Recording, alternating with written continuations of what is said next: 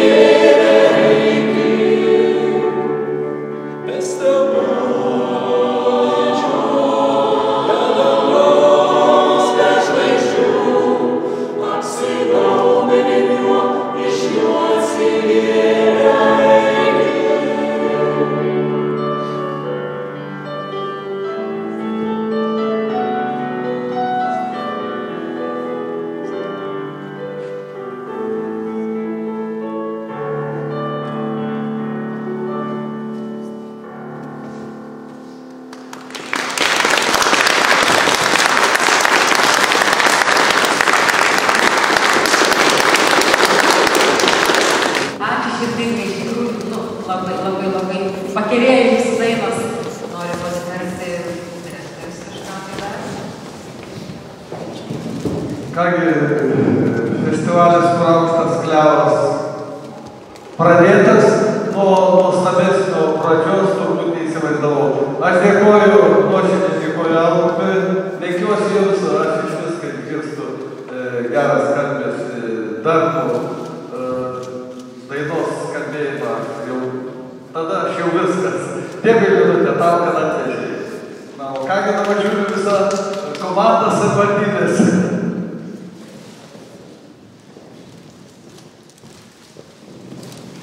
Labadiena, mėly linkuviečiai, svečiai, labadiena kolektyvė, autobė.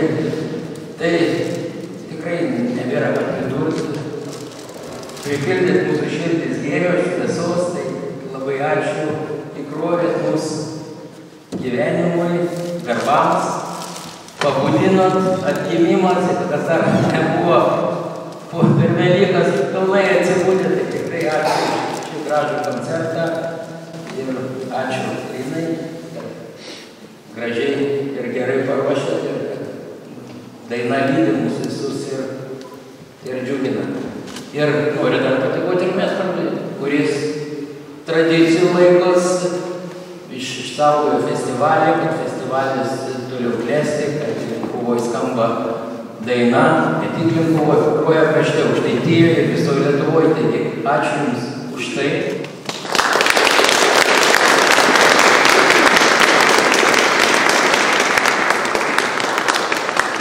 Meras Saulius jau sakė, festivalis tęsiasi, festivalis gyvas ir visa Lietuva, dainos Lietuva žino Lionkovo, žino Pakruojo rajoną.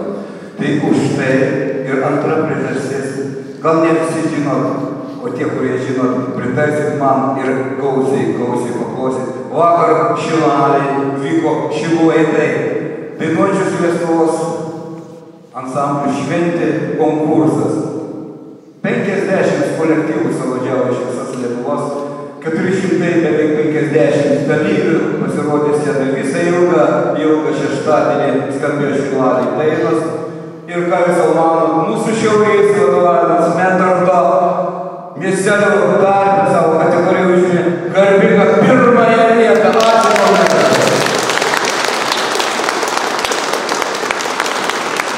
Sėkmės jums ir labai netabdėti festivalį.